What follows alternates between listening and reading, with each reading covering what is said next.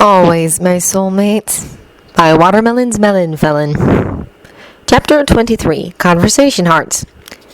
In the center of every person's chest was a shape that had sometime in the 1800s become the representation of the heart.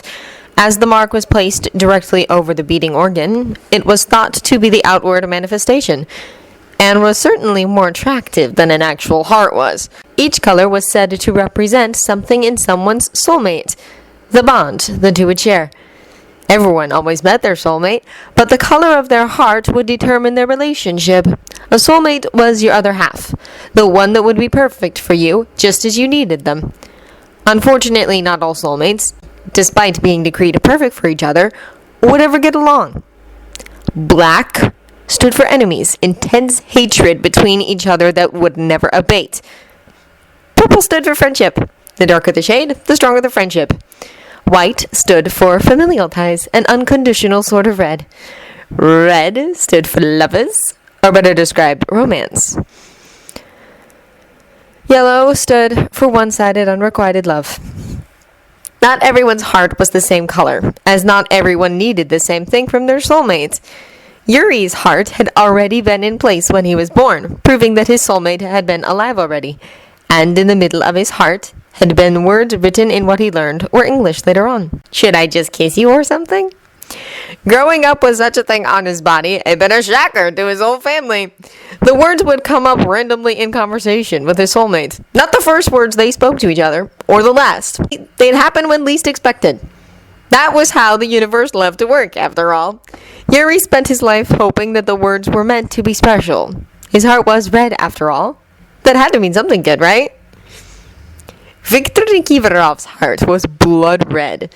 It had appeared one day when he was 4. He remembered seeing it and running to his mother, excitedly jabbering away about how he and his soulmate would be like she and Papa because they would be in love and happy. The words on the heart were black and written in English. They said, "Just stay close to me, Victor." His mother had sworn up and down that those were positive words, that his relationship with his soulmate would end up being a special one, and that he should count himself lucky that they would be so good for each other. And Victor's childhood revolved around his heart and his skating, waiting for the day when his soulmate came along. He hoped they could be good friends. When Victor commissioned "Stay Close to Me," it was with his soulmate in mind. A song for the two of them. He even tried his hardest to choreograph something remarkable that would hold even more meaning later on down the road, when he and his soulmate were together and happy. If only he'd managed to bring forth the right emotions. However, one day he was certain he'd be able to perform the routine perfectly. He just had to hope. Victor was drawn from his musings by Chris, who was elbowing him in the gut and pointing off toward the other side of the banquet hall. He danced mon Japan. He, being the Japanese skater who had come in last at the finals. Victor had been watching him all evening as he looked particularly depressed. Also, he'd walked away from Victor's offer for a photo, and as no one had ever done that before, Victor was intrigued.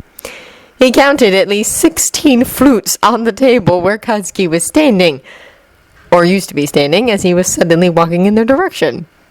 Chris called out to the brunette and gave a friendly wave. And the dull evening just escalated from there. And if Victor took some photos that he kept on his mobile for a few months, no one needed to know.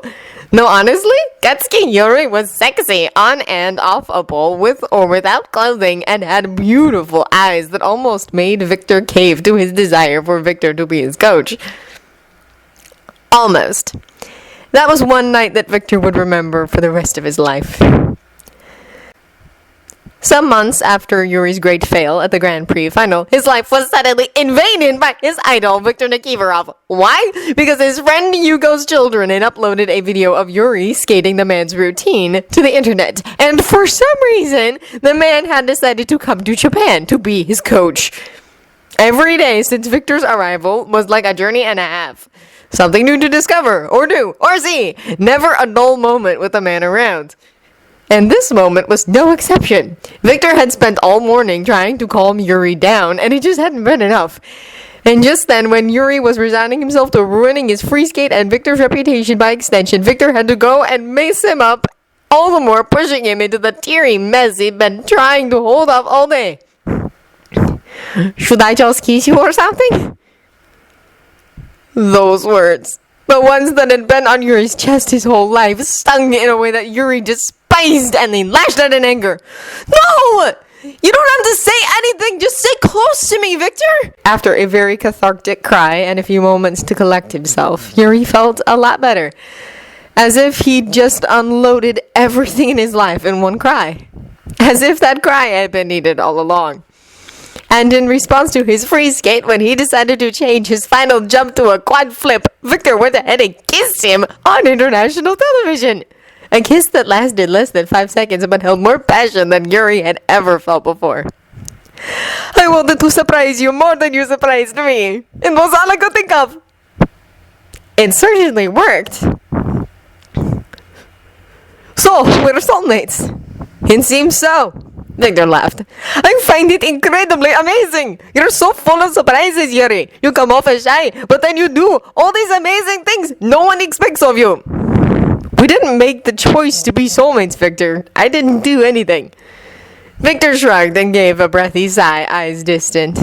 You might not think you did much, but don't ever forget the night you swept me off my feet and introduced me to life again. So I'm glad we're soulmates. Huh? Victor's happy smile disappeared as he and Yuri stared at one another.